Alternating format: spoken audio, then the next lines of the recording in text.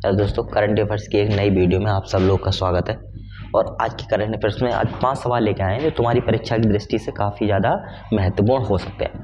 देखो, सबसे पहली बात है, पहला प्रश्न तुम्हारे लिए है कि 22वें विधि आयोग जिसके कार्यालय को हाल ही में 2024 तक बढ़ाया गया है, ठीक है, कब तक? 2024 तक बढ़ाया गया है, उसके अध्यक्ष कौन है? ठीक है, सवाल फिर सुनो। 22वें विधि आयोग जिसके कार्यालय को हाल ही में बढ़ाया गया है 2024 तक, उसके अध्यक्ष कौन है? तो दो बातें प्रश्न बनेंगे। एक तो जिसके किस समय तक के लिए बढ़ाया गया है, पहली बात तो ये ध्यान रखनी है 2024 तक के लिए बढ़ाया गया है। और अध्यक्ष पद की बात करते हैं तो अध्यक्ष हैं इसके न्यायमूर्ति ऋतुराज अवस्थी। कौन है बेटा?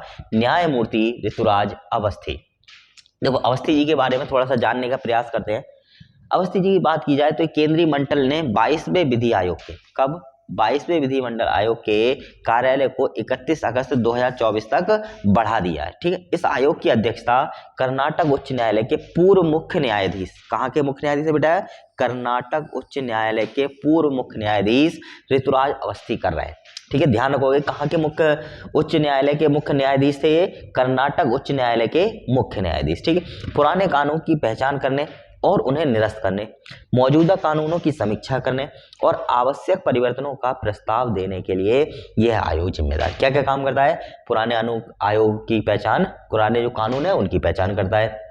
दूसरी बात, उन्हें निरस्त करने का काम करता है, मौजूदा कानूनों की समीक्षा करता है, और ये सब काम जो है इस आयोग के रहते हैं। ये केंद्रीय अधिनियमों को भी सरल करेगा और विसंगतियों को दूर करेगा। यह आयोग एक समान नागरिक संहिता की कार्यवाहन के लिए और एक साथ चुनाव कराने जैसे प्रमुख मुद्दों के लिए भी जांच करता है। कौन करता है? किसका? 22वें विधि आयोग के द्वारा जो बनाया गया है, जिसका कार्यकाल 22 में से 2024 तक बढ़ा दिया गया है, उसके बारे में ये बात बताई गई। आगे बढ़ते हैं अगली खबर की ओर। अगली खबर है, हाल ही में खबरों में रहा रेडियो कैनाल स्कॉटवे किस देश में है? किस देश में है बेटा? ध्यान रखोगे, ये किस देश में है? ये कनाडा में। किस में है? कनाडा में। रेडियो कैनाल स्कॉटवे ओटावा कनाडा में। कनाडा के कहां पर है? ओटावा में है। ये लोकप्रिय शीतकालीन आकर्षण है, यानी जो है एक जगह है और शीतकालीन आरक्षण है, ठंडों के मतलब का जो है आकर्षक प्लेस है। ये दुनिया का सबसे बड़ा स्केटिंग रिंक है। क्या है? स्केटिंग रिंक है, जो स्केटिंग करी जाती है उसके लिए।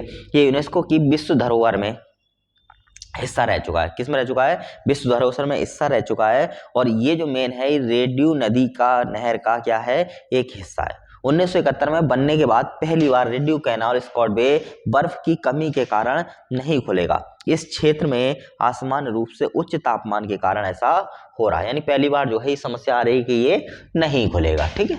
आगे बढ़ते हैं। 2022 में किस देश की प्रजनन दर दुनिया में सबसे कम 0.78% रही है? दुनिया में सबसे खूंखार व्यक्ति, ठीक है, पहचान तो चुके ही होंगे तुम लोग। तो वो देश है दक्षिण कोरिया का। कौन सा देश है बेटा? दक्षिण कोरिया का। दक्षिण कोरिया की बात की जाए तो यहाँ की जो प्रजनन दर है वो सबसे कम पाई गई है। प्रति दक्षिण कोरियाई महिला अपेक्षित शिशुओं की औसत संख्या जो है 2021 में 0.81 से घटकर 2022 में 0.78 हो गई। कितनी हो गई है? पहले 0.81 थी और अब की घट के 0.78 हो गई है। देश को स्थिर जनसंख्या बनाए रखने के लिए 2.1 की प्रजनन दर की आवश्यकता है।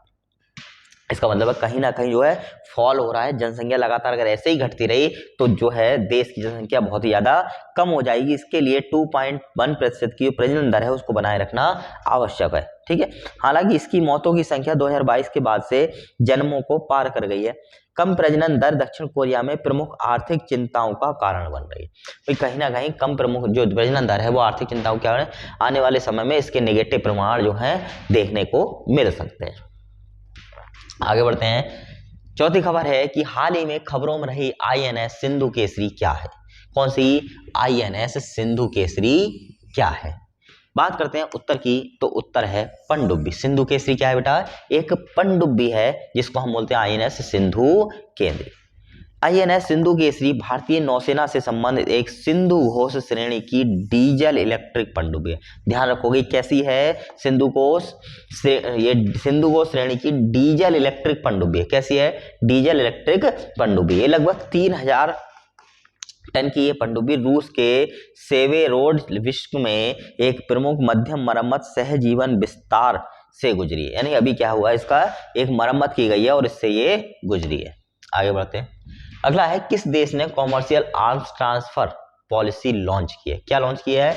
कॉमर्शियल आर्म्स ट्रांसफर पॉलिसी, जिसको बोलते हैं CAT कैट। ठीक है, ये जो लॉन्च किया है ये अमेरिका के द्वारा लॉन्च की गई।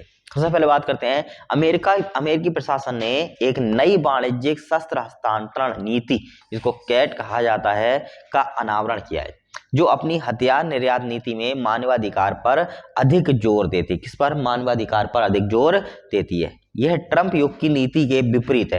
यानी ट्रंप की जो सोच थी उसके क्या है, पूर्ण रूप से ये विपरीत है।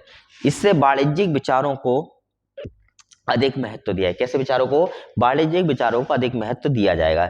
नई नीति में विभिन्न सरकारी विभागों द्वारा देखे जाने वाले अमेरिकी मूल के सैन्य उपकरणों की सरकार से सरकार हथियारों के हस्तांतरण, सुरक्षा सहायता और लाइसेंस प्राप्त वाणिज्यिक बिक्री की सीमा समीक्षा शामिल है। यानी कहीं ना कहीं ये सेना के हथियारों को एक सरकार से दूसरे सरकार के हस्तांतरण से क्या है, संबंधित है। तो ये थी आज की कुछ प्रमुख खबरें। कल फिर मिलते हैं एक नई करंट अफेयर्स की वीडियो के साथ, इसलिए इस चैनल को जरूर सब्सक्राइब करें।